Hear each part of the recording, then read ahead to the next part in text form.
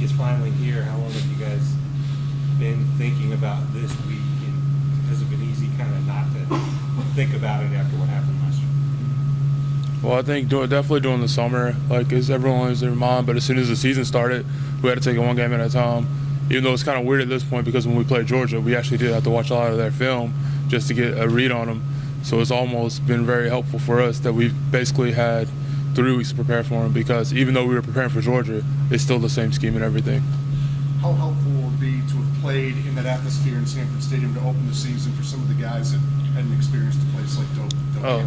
It was definitely a big deal, especially for, we had a lot of freshmen with the receivers and Deshaun. I was just speaking on the offensive side. It's kind of like you get that first chill out the way, especially since it was an away game and it was a big game. This will be no different, but they've already lived the atmosphere now. What did you guys do this week? Was it more about fundamentals? Was it more about breaking down Florida State? Was it a little bit of both? We did a little bit of both. Monday was a lot of fundamentals. Tuesday, as you know, we did the community service, and Wednesday and Thursday were hard practices where we did fundamentals, but we also did do some film watching and some game planning and such. You mentioned the freshmen earlier. You're going to have to load a lot on the shoulders of those skilled guys who don't have a lot of experience. What's the confidence level? I mean, for me, it's just as a senior, like I look at them, like they're a lot ahead compared to where I was as a freshman. And I have all the confidence in them, especially with the guys. They've proven that they can make plays. They've got a lot of time in South Carolina State. They got the experience from Georgia, so now it's just being able to perform. How important is it to establish a running game, maybe keep their offense off the field as much as possible, maybe sustain some drives?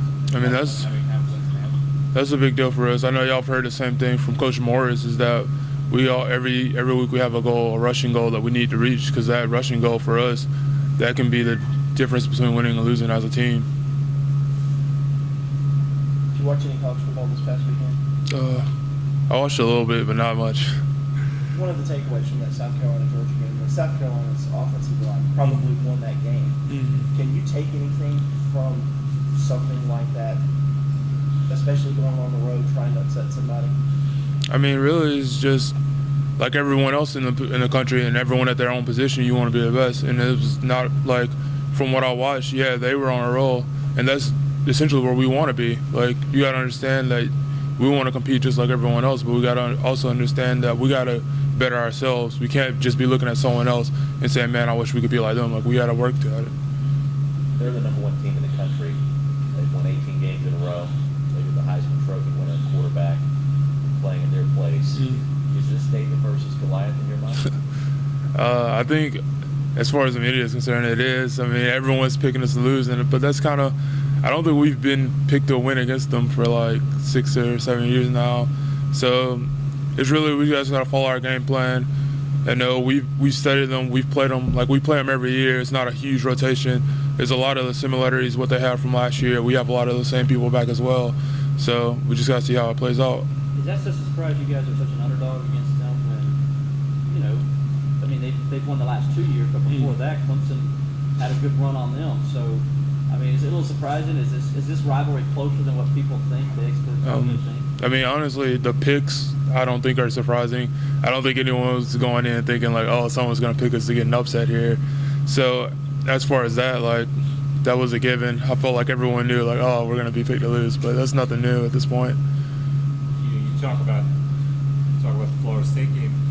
Is there an agitation and irritation with you guys because of what happened here last year? I mean, you guys have lost before, but not like that. Is there any kind of revenge, payback? I don't think it's so much as a revenge thing. I mean, definitely we come here and you'll hear it said a lot. You got to protect the Valley. That's what comes first, is that no one's going to run in here and just destroy us on our own field. And that definitely is something that we took to heart from last year. So, but it's not a revenge thing. We're just playing every game. But we got to live and let live. Was that like the worst game you guys have played the last couple of years? That's a hard question. Yeah. I would probably say yeah. I mean, it was so much of just it being a home game, being a big game, and we just got blown out in our own backyard. So that probably would be one on top. Touch on the magnitude of what a win does to the Atlanta Mm. double game because of who you're playing and the fact that it's a division. So. Yeah. Well, I think this concept, like, no matter what happens, we still have to take care of business.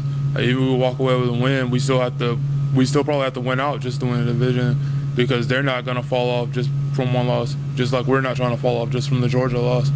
So no matter what happens, we still have to take care of business.